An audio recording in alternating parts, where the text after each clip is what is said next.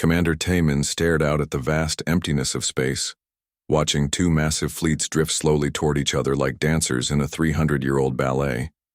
The crystalline ships of the Zephyrians caught starlight and threw it back, in rainbow patterns, while the dark metal hulks of the Corvex moved with perfect unity across the void.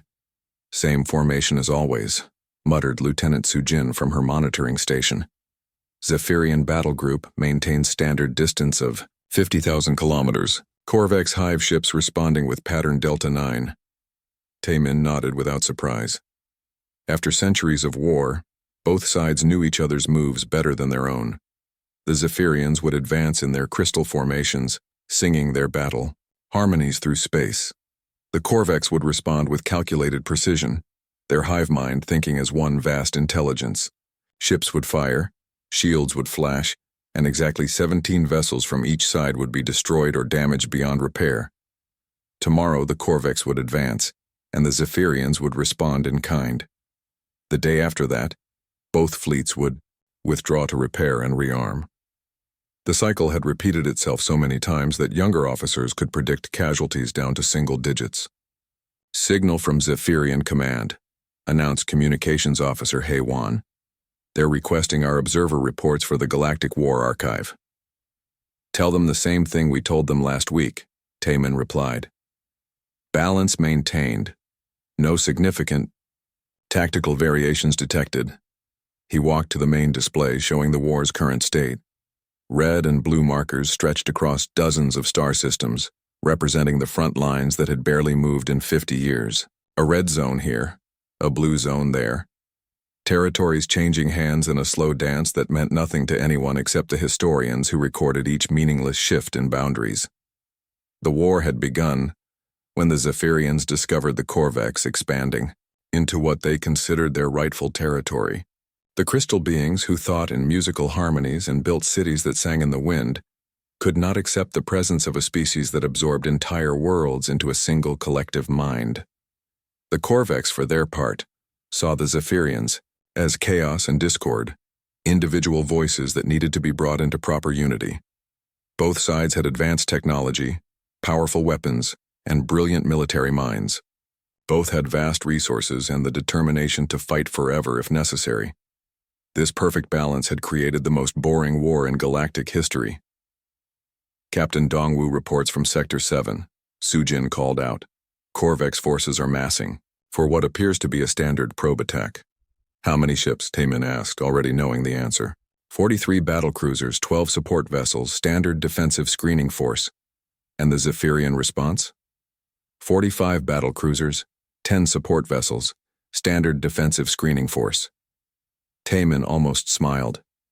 The Zephyrians would have exactly 2 more ships than they needed, because their mathematical models showed this gave them a 0.03% advantage. The Corvex knew this, which was why they always sent exactly 43 ships instead of 45. Both sides had calculated the perfect response to every possible move their enemy might make. The battle would last exactly 4 hours and 17 minutes. Casualties would be light to moderate. The Corvex would withdraw first, claiming tactical success. The Zephyrians would advance exactly 12 kilometers before stopping to consolidate their gains. In 3 weeks, the Corvex would launch a counterattack and push the line back to exactly where it started. "Sir," Heywan spoke up hesitantly, "I've been monitoring communications from other species in the galaxy. Some of them are calling this war the Great Waste now." "Can you blame them?" replied Taemin. "We've been watching this stalemate for 3 centuries. Both sides have spent more resources on this war than it would cost to colonize empty systems on the other side of the galaxy. But neither the Zephyrians nor the Corvex could simply stop fighting.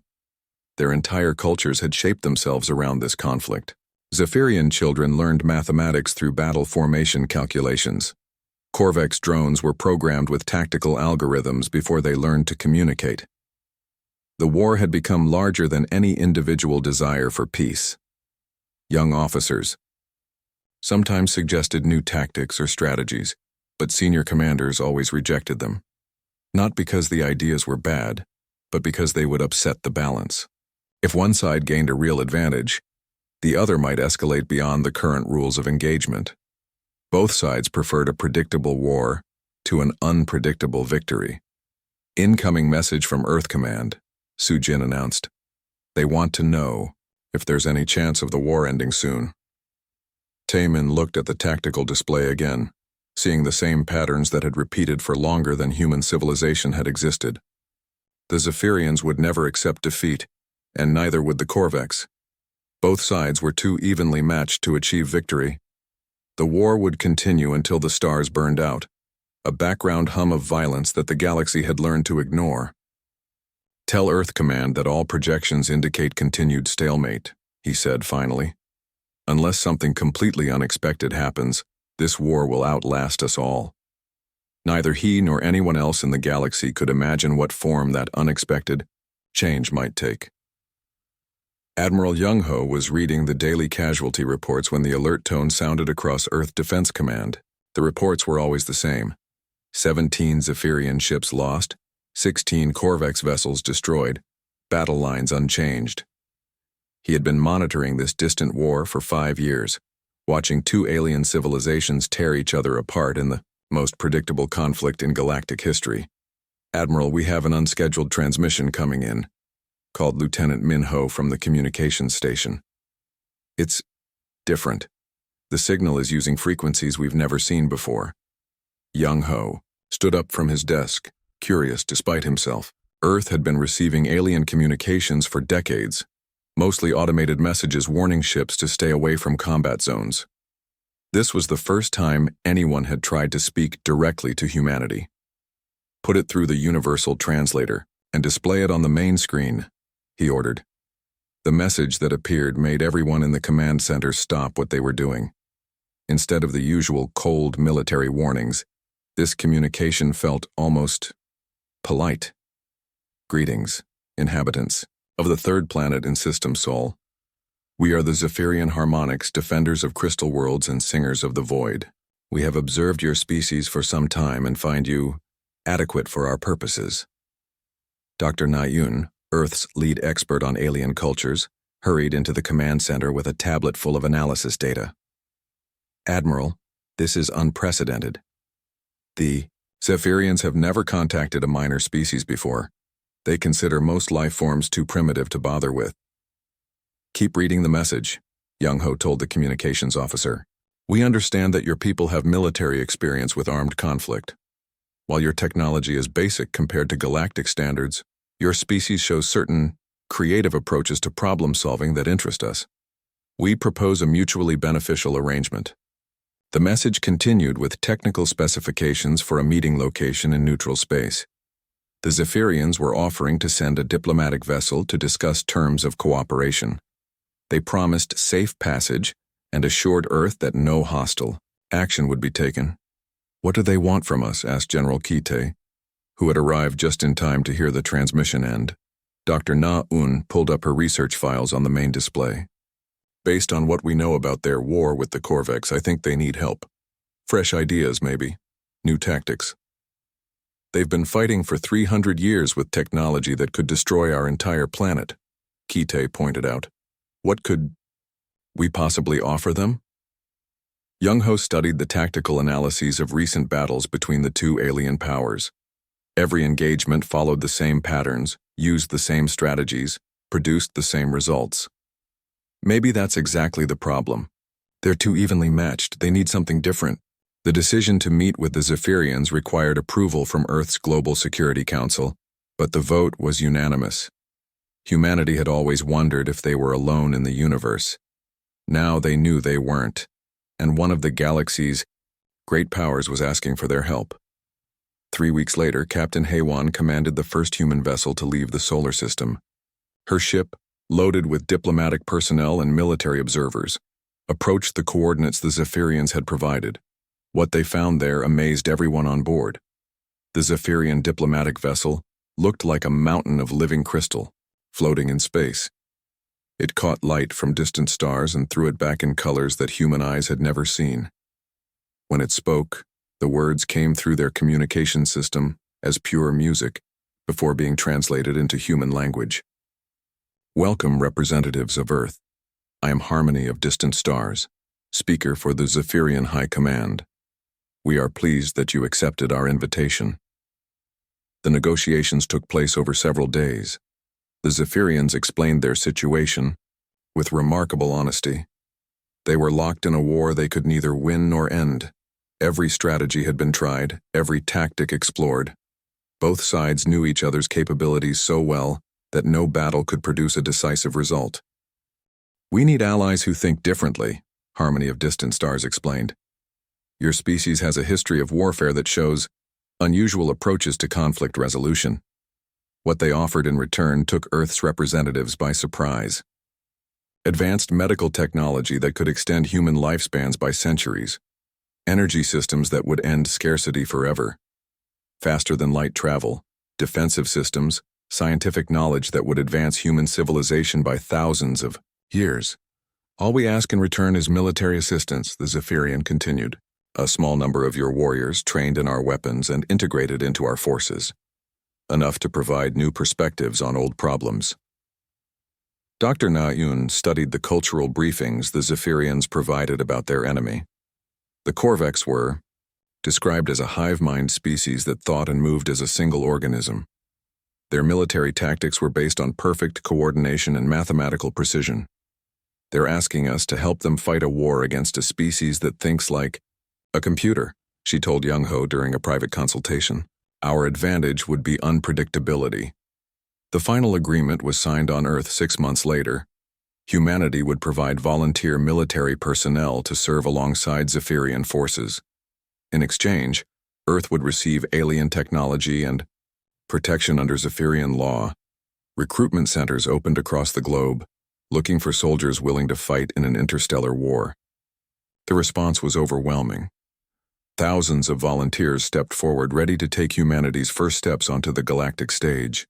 None of them understood that they were about to change the balance of power in ways that would terrify the entire galaxy. Colonel Dongwu stepped off the transport ship onto his first alien world, breathing air that tasted like metal and ozone.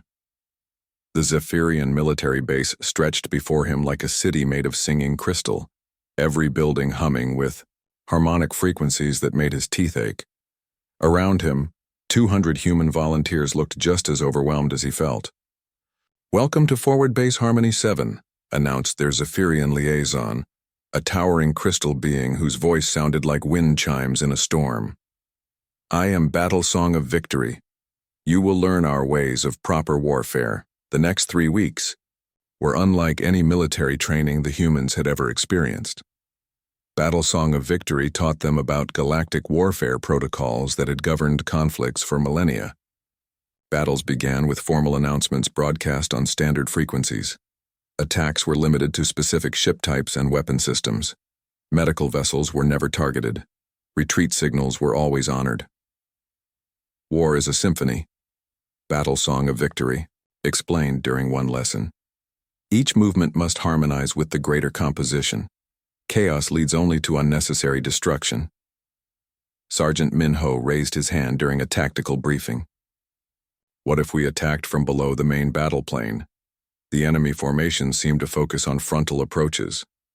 Impossible, replied their instructor. Pattern Epsilon 4 requires all forces to maintain proper resonance with fleet positioning. Deviation would disrupt harmonic balance. The Zephyrians had given them advanced weapons and armor, but every piece of equipment came with strict usage guidelines. Energy rifles could only fire in specific patterns. Shield generators had built-in limiters to prevent unfair defensive advantages. Even their ships were programmed to follow predetermined flight paths during combat. Captain Hyojin studied the tactical manuals they were given, finding page after page of rules that both sides had agreed to follow. It's like they're playing a game instead of fighting a war, she told Dongwu during a private meeting. Maybe that's exactly what they're doing, he replied. 300 years of the same moves, the same responses. They've turned warfare into a ritual. Their first assignment came sooner than expected. Korvax forces were massing near a Zephyrian mining colony, and human units were assigned to support the defensive fleet. As they traveled toward the combat zone, Battle Song of Victory briefed them on their role. You will maintain position 7 in the standard defensive formation, the crystal being instructed. When Corvex forces approach, you will engage targets designated by Fleet Command. Do not deviate from assigned firing patterns.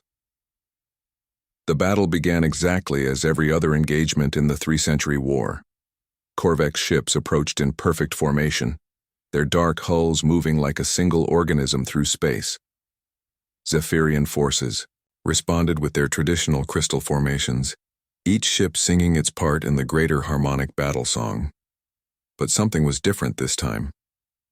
While the main fleets engaged in their ritualistic exchange of fire, human units began moving in ways that made no sense to either side. Lieutenant Bo-Ram's squadron abandoned their assigned position entirely, using a nearby asteroid field for cover. Instead of announcing their presence and engaging in honorable combat, they struck the Corvex supply line from an unexpected angle.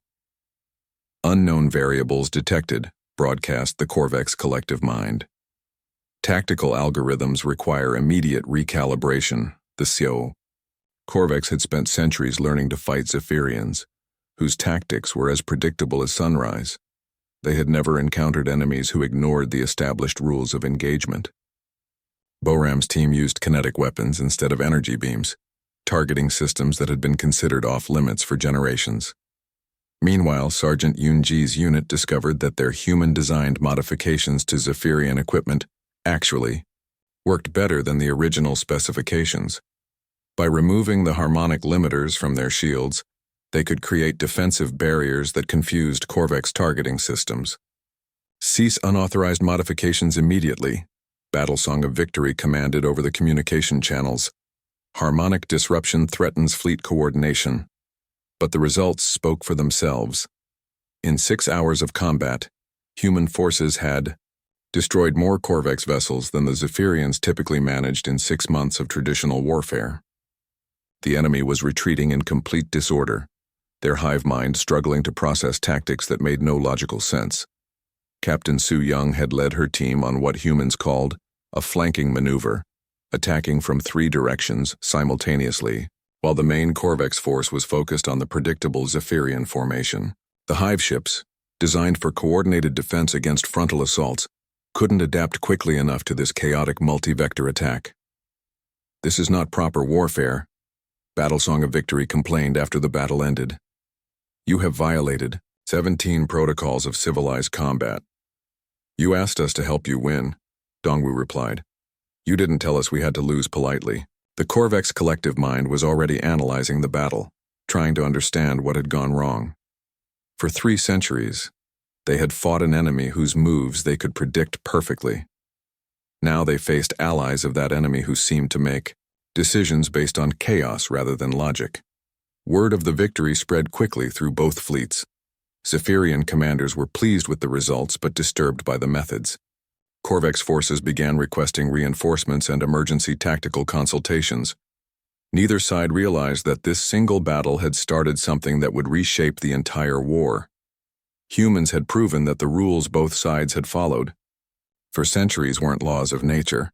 They were choices that could be changed, and humans were very good at changing rules. General Sung Min stood in the crystal chamber of the Zephyrian High Command, surrounded by towering beings whose harmonic voices now carried notes of distress rather than their usual musical confidence. 3 months had passed since humans first joined the war, and the galaxy was changing in ways no one had expected. "Your species has violated the sacred protocols of civilized warfare," accused Harmony of Ancient Wisdom, the eldest of the Zephyrian commanders.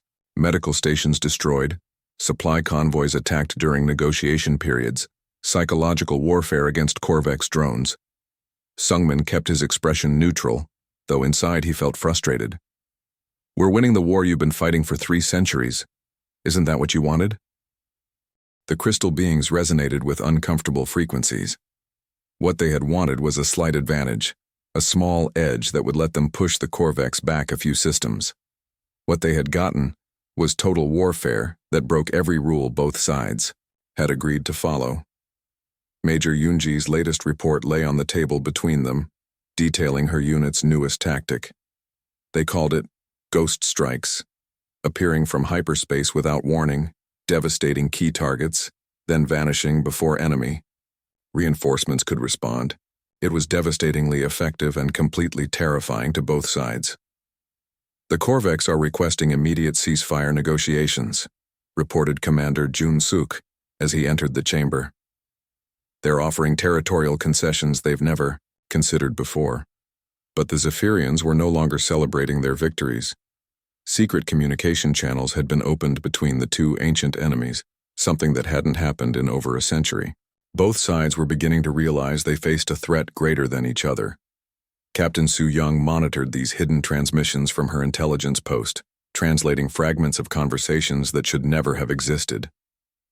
The Zephyrians and Korvex were discussing something called a containment protocol, plans to limit human expansion before it became unstoppable. "They're afraid of us," she reported to Sung Min during their daily briefing.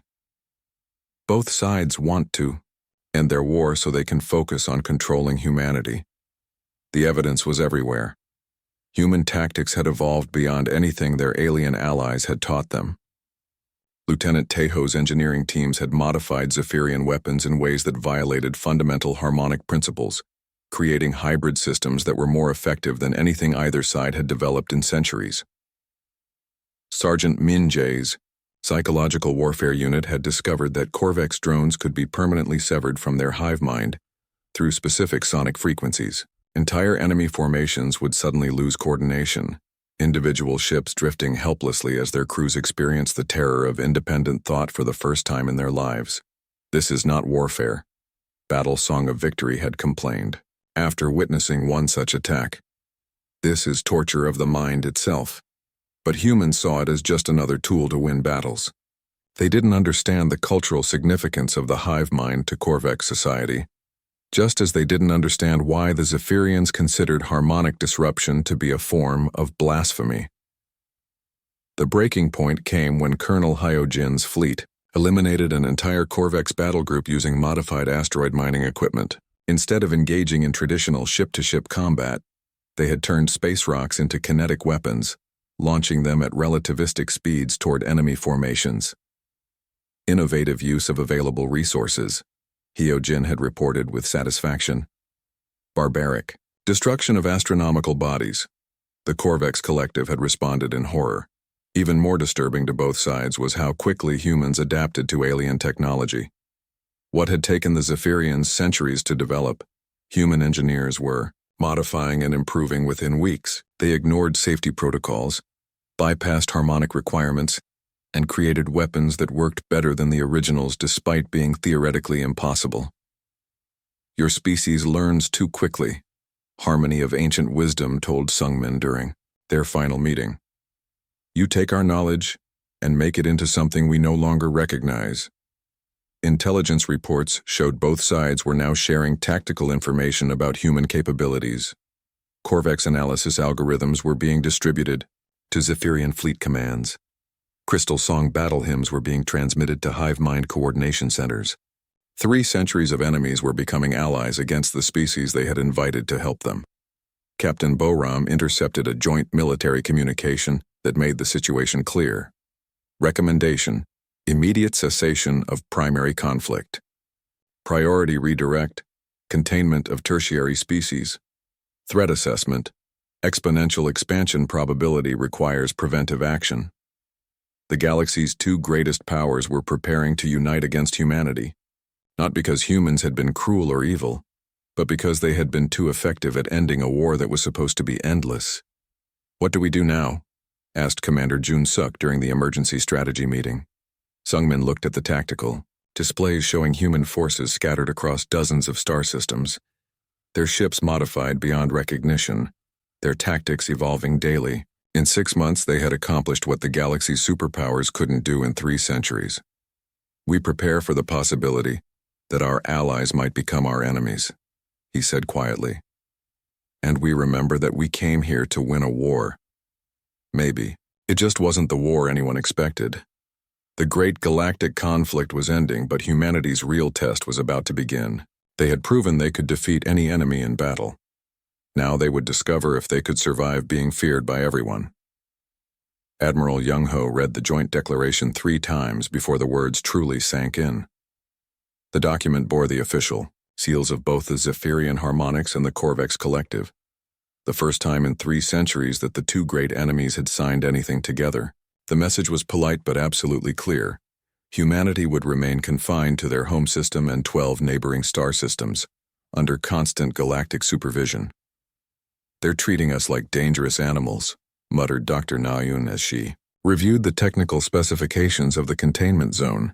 "Look at these monitoring requirements. Every ship that leaves Earth space will be tracked. Every communication will be intercepted. Every colony will have alien observers." President Jae-sung sat at the head of the emergency council table, surrounded by military leaders and diplomats who looked as stunned as he felt. 6 months ago, humanity had been invited to help end an ancient war. Now they were being told they had won too well, fought too effectively, scared too many people. "The irony is perfect," observed General Kite bitterly. "We were recruited to tip the balance of their war. Instead, we became the force that everyone else has to balance against." Colonel Dongwu entered the meeting room with fresh intelligence reports from deep space patrols. The news wasn't encouraging. 37 different species have joined the containment fleet. Ships we've never seen before, technologies we don't understand. They're all united by one thing. They're afraid of what we might do next. The containment perimeter stretched across light years of space, an invisible wall maintained by the most diverse military alliance in galactic history. Species that had never spoken to each other were now coordinating their efforts to keep humanity locked in a small corner of the galaxy. Captain Hyojin's reconnaissance teams reported the same thing from every direction. Alien patrol ships maintained constant watch on the boundaries of human space. Any attempt to expand beyond the designated zone would trigger an immediate response from multiple civilizations. "What's really disturbing," she told the council, "is how efficiently they're working together. These species have been fighting each other for millennia, but they're cooperating perfectly when it comes to containing us." The terms of the containment protocol were surprisingly generous in some ways. Humanity could keep all the technology they had gained from the Zephyrians. Trade would be permitted under strict supervision. Cultural exchange was even encouraged, as long as it didn't involve military knowledge or expansion activities. But the message behind the generous terms was unmistakable. The galaxy would tolerate human existence as long as humans stayed in their assigned space and didn't threaten anyone else. "So what are our options?" asked President Jae-sung. Admiral Young-ho spread out star charts showing the containment zone. "We can accept the boundaries they've set and focus on developing our assigned systems. We have enough space for centuries of growth, and the technology we've gained will transform human civilization. Or," prompted the president, "or we test the boundaries. See how serious they are about containment. Find out if their alliance is as strong as it appears." Dr. Nayun pulled up analysis reports on the alien species maintaining the containment fleet. "The problem is that we've proven we can end any single conflict quickly and decisively. But this isn't a single conflict anymore. This is the entire galaxy united against us." The debate continued for hours. Some council members argued for acceptance, pointing out that humanity had gained incredible advances in a very short time. Others pushed for resistance, claiming that accepting containment would doom humanity to permanent second-class status in galactic civilization. Captain Su-young provided the intelligence that finally crystallized their decision. "I've been monitoring communications between the containment fleet commanders. They're not just afraid of our military capabilities. They're afraid of how quickly we learn and adapt. Every species that studied our war records has reached the same conclusion. Humans don't just defeat enemies, we absorb their knowledge and become stronger." The galaxy had realized that humanity's greatest weapon wasn't their tactical creativity or their willingness to break rules. It was their ability to take any situation and make it work in their favor. Given enough time and freedom, humans would eventually surpass every other species in the galaxy. "They're right to be afraid," admitted General Kaite quietly. "In 6 months, we went from primitive planet-bound species to the force that ended a 3-century war. What would we accomplish in 6 years? 6 decades?" President Jae-sung made the final decision after consulting with world leaders across Earth. "We accept the containment for now. But we make it clear that this is a temporary arrangement, not a permanent prison sentence. The response to the Galactic Alliance was carefully worded, but unmistakable in its implications. Humanity would respect the current boundaries while they developed their assigned systems. They would participate in supervised trade and cultural exchange. They would not attempt military expansion beyond the containment zone. But they would not accept permanent confinement. The message ended with a simple statement that sent chills through every alien intelligence analyst who read it. Humanity reserves the right to renegotiate these terms when circumstances change. The Great War was over, ended by the species that nobody had expected to matter. Now the galaxy held its breath, wondering whether the cage they had built around humanity would hold, or whether they had simply given their most dangerous neighbors time to plan their next move. The balance of power had shifted, but the real test was yet to come.